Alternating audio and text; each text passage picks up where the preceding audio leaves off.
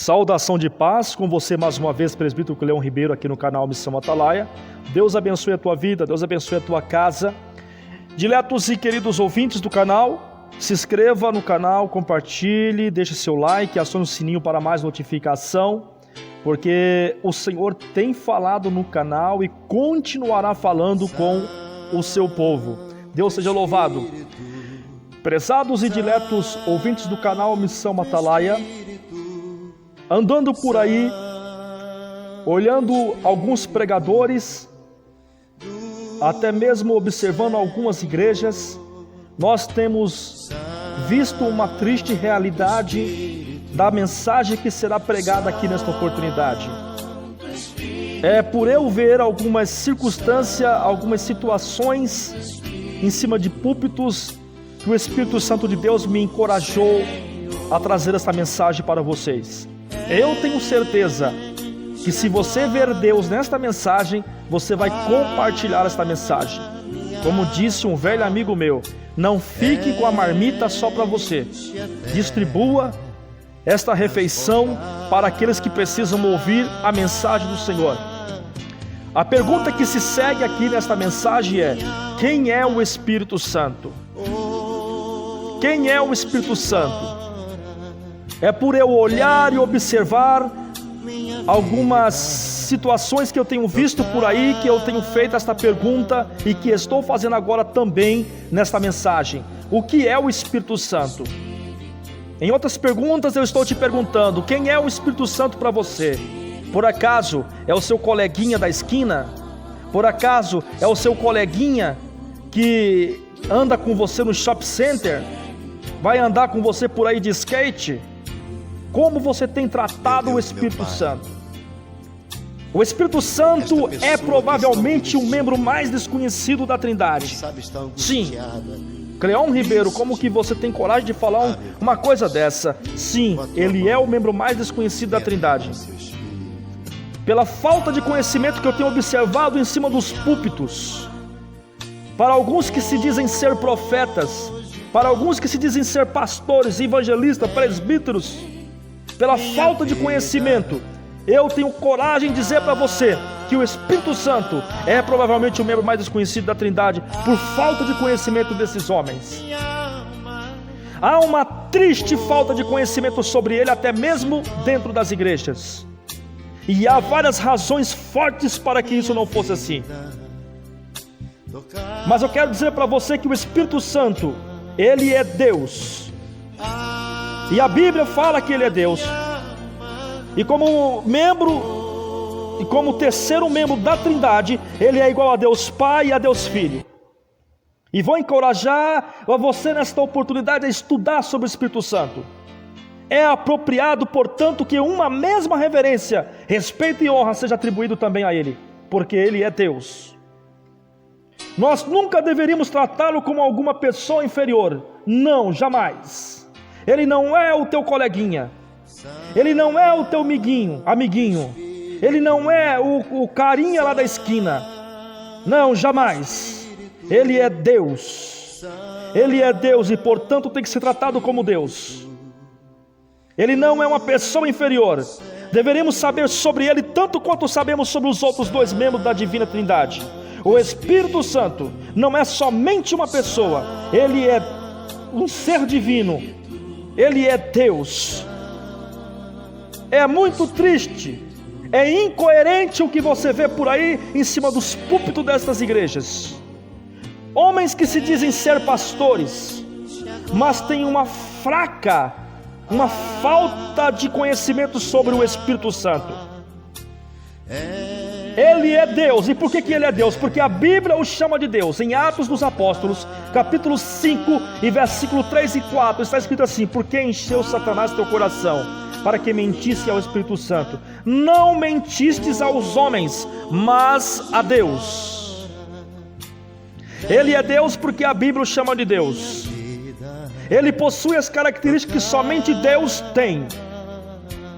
Lá em Hebreus, no capítulo 9, versículo 14, ele tem uma natureza eterna. Lá em Salmo 139, versículo 7 a 10, ele é onipresente, capaz de estar em todos os lugares ao mesmo tempo. Lá em 1 Coríntios, no capítulo 2, versículo 10 a 11, Ele é onisciente, Ele sabe todas as coisas. Lá em Lucas, no capítulo 1, versículo 35, Ele é onipotente. Aleluia! Ele tem o poder de fazer qualquer coisa. Ele tem a natureza eterna. Ele é onipresente. Ele é onisciente. Ele é onipotente.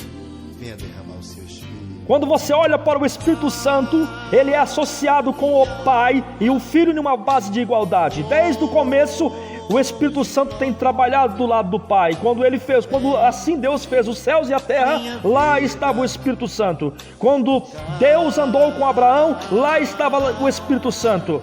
Quando Deus andou com Davi, com Samuel, lá está o Espírito Santo. Você vê a presença do Espírito Santo em todas as páginas seletivas do Antigo Testamento. E lá em Mateus capítulo 28, versículo 19, está escrito assim: batizando-os em nome do Pai, do Filho e do Espírito Santo, numa base de igualdade. A Bíblia tem muito a dizer sobre o Espírito Santo. Com exceção da segunda e terceira epístola de João, todo o livro do Novo Testamento contém referências à pessoa, à obra do Espírito Santo. Ele é essencialmente ativo no plano da redenção de Deus. Em João, no capítulo 6 e versículo 8, ele convence o mundo do pecado, da justiça e do juízo. Oh, glória! Lá em João, no capítulo 3, versículos 5 e 6, os verdadeiros filhos de Deus são nascidos do Espírito. Aleluia! Infelizmente, essa triste realidade existe mesmo, e eu tenho certeza que você, como um bom estudante da Bíblia, tem observado esta vergonha de muitos líderes, de muitos homens que se dizem ser evangelistas, pastores e pregadores, e tratar o Espírito Santo como se fosse uma força cósmica. Mas, nesta oportunidade, o canal Missão Atalaia vai mostrar para você quem é o Espírito Santo. Quem sabe você assim toma jeito quando você pregá-lo sobre ele. Você que se diz ser profeta, ao dizer o Espírito Santo está dizendo, não falou nada. Você muitas vezes fala assim: o Espírito de Deus me revelou. Será que revelou mesmo? O livro de Jeremias diz assim: ai daqueles que dizem o Senhor está falando, e na verdade o Senhor não está falando nada. Mas Jesus vai mostrar para você, e você terá mais compromisso com o Espírito Santo. E o Espírito Santo é também uma pessoa. Parece que muitos cristãos imaginam que o Espírito Santo seja meramente uma força ou influência impessoal. Eles tratam o Espírito Santo como se ele fosse eletricidade ou alguma outra forma de energia que eles podem ligar e desligar às suas próprias vontades. Este conceito está longe da verdade. O Espírito Santo é uma pessoa. Ele é uma pessoa que possui grandes autoridades e poder, mas ele é muito mais que o poder que ele possui. Ele é meramente digno de respeito. Honra que reservamos para o Deus Todo-Poderoso, ele também merece a mesma honra, porque ele é Deus.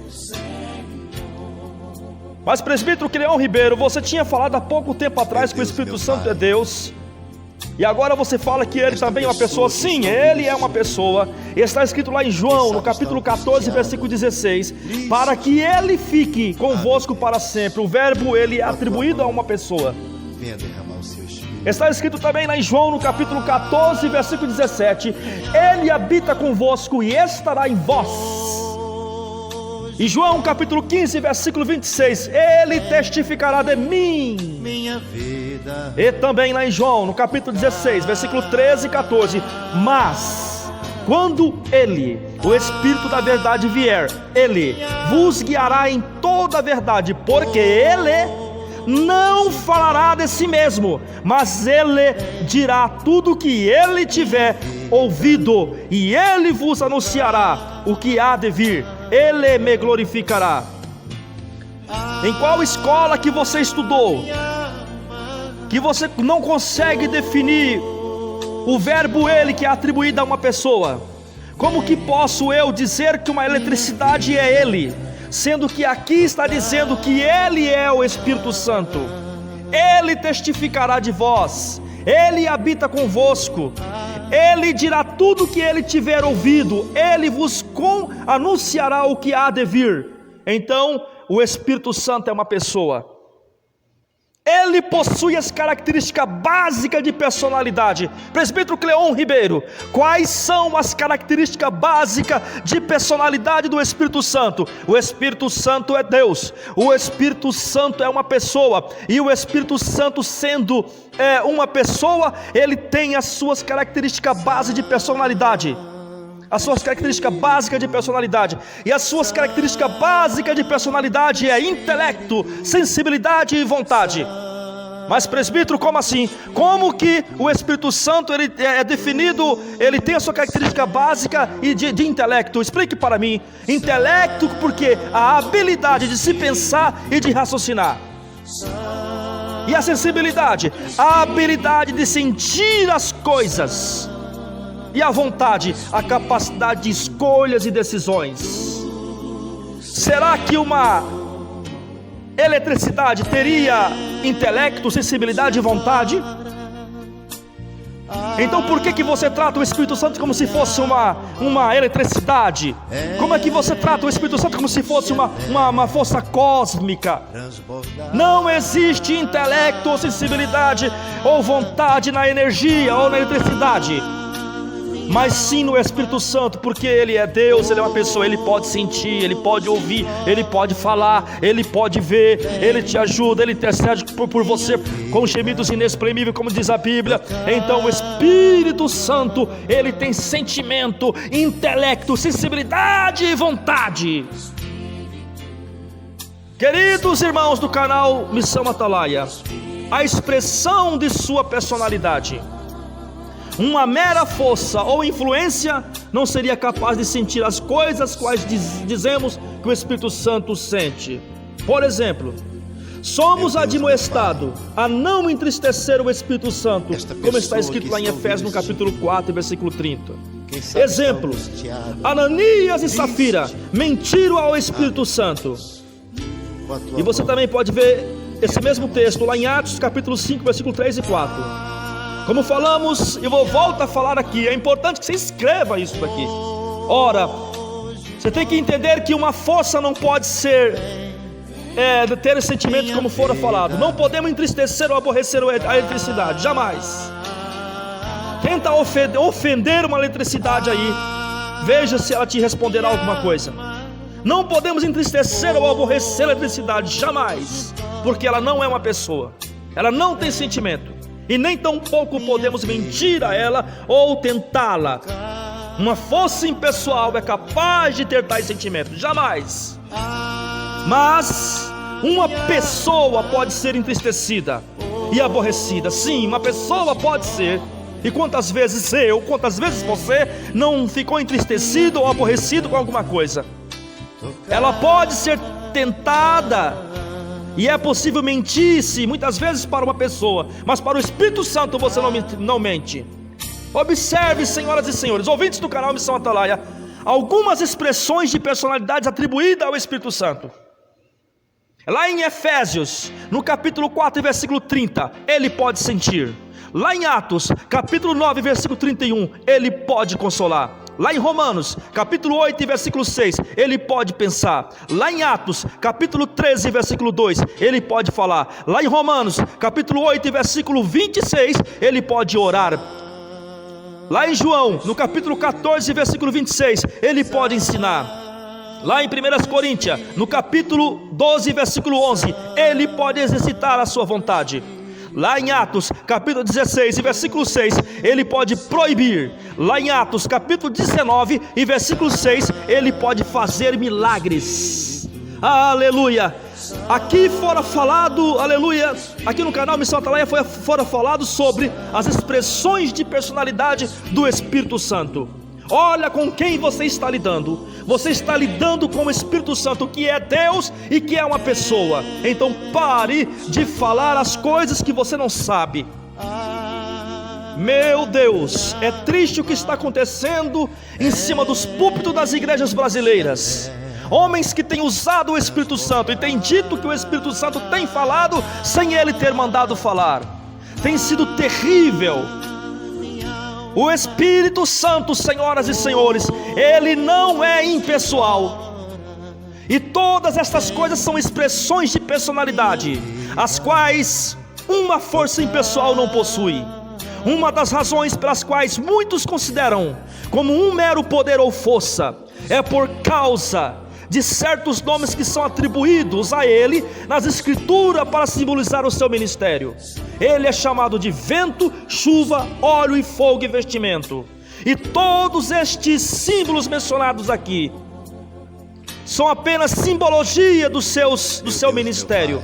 Não que ele seja vento, chuva, óleo, fogo ou vestimento, porque isso é simbologia. E eles falam que o Espírito Santo é vento, chuva, óleo, fogo e vestimento, e começam a bater na tecla que o Espírito Santo é isso. E esquecem que essas indicações aqui de vento, chuva, óleo, fogo e vestimenta são simbolismo. Essa descoerência bíblica em cima dos púlpitos das igrejas tem causado vergonha. Os nossos pais não nos ensinaram assim. A Bíblia não nos ensina assim. Está na hora de nós começarmos a mudar o nosso comportamento. Prezados e diletos ouvintes do canal Missão Atalaia, e nós estamos vivendo na era do Espírito Santo. Ele é o outro Consolador, o qual tomou o lugar de Jesus. Lá em João capítulo 14, versículo 16, você pode ver isso. O atual período da história é o tempo da chuva cirôndia, como está escrito lá em Zacarias no capítulo 10, versículo 1. Ou a era de maior atividade do Espírito que a igreja já conheceu. Portanto, temos que saber ao máximo possível sobre o Espírito Santo, porque o Espírito Santo está no cronograma apocalíptico, escatológico, que ora a Bíblia fala. O Espírito Santo, ele está sobre a terra, mas diz a Bíblia que ele será retirado da terra. Mas agora, se nós não usarmos o Espírito Santo como Deus, como pessoa, como uma força do poderoso Deus, uma força real de pessoa, termos ele como Deus e como pessoa, nós estaríamos pecando da forma que nós tratamos o Espírito Santo. Espero eu que aqueles que ouvirem esta mensagem começam a mudar de comportamento em relação ao que você acha sobre o Espírito Santo. O Espírito Santo me falou, o Espírito Santo me disse: eis que eu te digo, toma cuidado, você que diz ser profeta, você que diz ser pastor, toma muito cuidado ao usar estas expressões, porque o Espírito Santo, ele não é o seu coleguinha que você possa usá-lo de qualquer forma. Ele não pode ser uma ferramentazinha barata que possa ser usado de qualquer forma, jamais. O Espírito Santo, ele tem que usar e não ser usado. Aleluia, aleluia, aleluia. Senhoras e senhores, a plenitude do Espírito profetizada.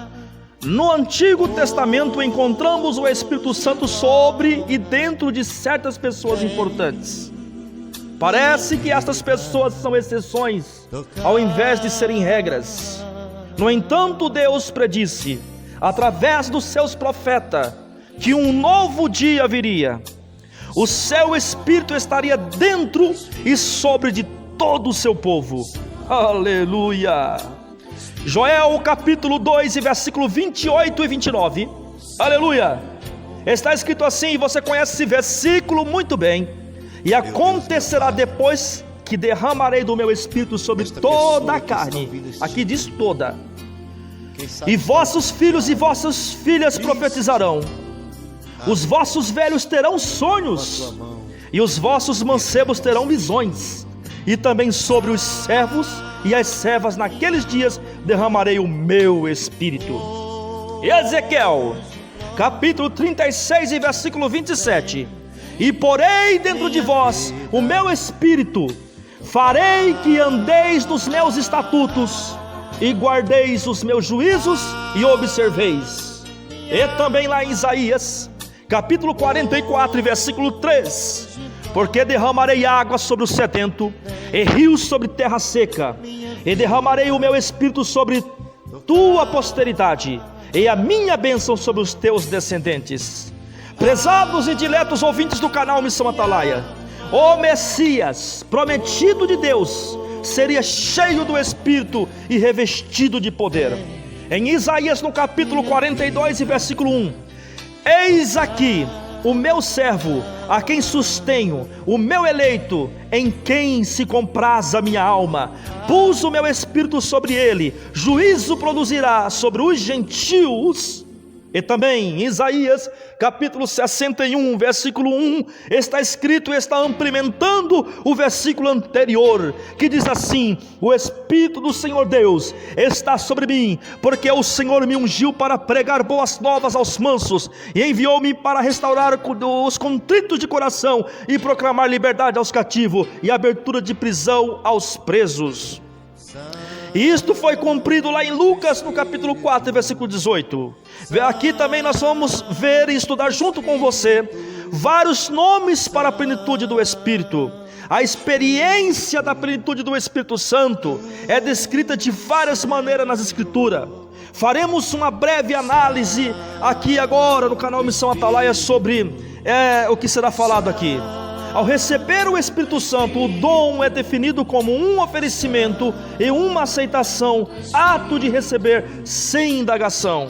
O dom não é completo até que alguém receba aquilo que lhe é oferecido espontaneamente.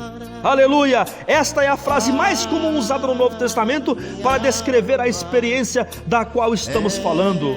Lá em João, no capítulo 7, versículo 39, o Espírito Santo que havia de receber os que nele crescem. E também João, no capítulo 20, versículo 22, recebei o Espírito Santo. Como também está escrito lá em Atos, no capítulo 1, versículo 8, mas recebereis a virtude do Espírito Santo que há de vir sobre vós. Também em Atos 2, 38, e recebereis o dom do Espírito Santo. E também em Atos 8 e 15, os quais tendo descido, oraram por ele, eles para que recebessem o Espírito Santo. E também em Atos 10 e 47, pode alguém porventura recusar a água para que não sejam batizados estes, que também receberam como nós o Espírito Santo? Aleluia! Está escrito também em Atos capítulo 19, versículo 2, disse-lhe, recebeste vós já o Espírito Santo quando crestes? Diletos ouvintes do canal Missão Atalaia, ser ungido com o Espírito Santo, e para ser ungido com o Espírito Santo tem que ser batizado no Espírito Santo. A evidência inicial do batismo no Espírito Santo, ao considerarmos a questão, qual será a evidência inicial de que alguém recebeu a plenitude do Espírito Santo?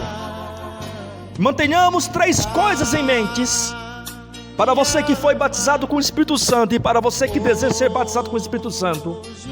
As três coisas é sinal inicial, sinal bíblico e experiência bíblica. Todo batismo com o Espírito Santo tem que ter esses três sinais. Tratando-se do sinal inicial, que ora veremos aqui agora, estamos interessados neste ponto e fiz questão aqui de preparar para você e abordar para você este sinal. E é de comum acordo que há subsequentemente muitos outros sinais e evidência da plenitude do Espírito.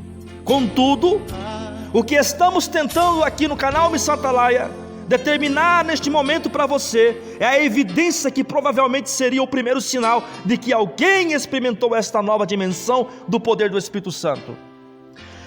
Para você entender que foi batizado com o Espírito Santo, você tem que entender que você foi batizado com o Espírito Santo e saber defini-lo, saber observar, corrigir. O segundo sinal é o sinal bíblico. Se o seu batismo com o Espírito Santo não estiver um sinal bíblico, você deve se desconfiar desse sinal, desse batismo seu. Estamos procurando aqui um sinal bíblico e será apresentado para você. E portanto não estamos interessados em experiências pessoais de outrem ou tradições humanas, mas sim no que as Escrituras revelam como sendo denominador comum básico dos que experimentam esse batismo no Espírito nos dias em que a Bíblia foi escrita. O terceiro sinal que você precisa ter é a experiência bíblica. A experiência bíblica roga em muitas coisas. A experiência bíblica do batismo no Espírito Santo em vez da ideia do homem quanto ao batismo que estamos interessados. Existe por aí, e é lamentável o que eu vou te dizer aqui agora, existe até curso para batismo com o Espírito Santo.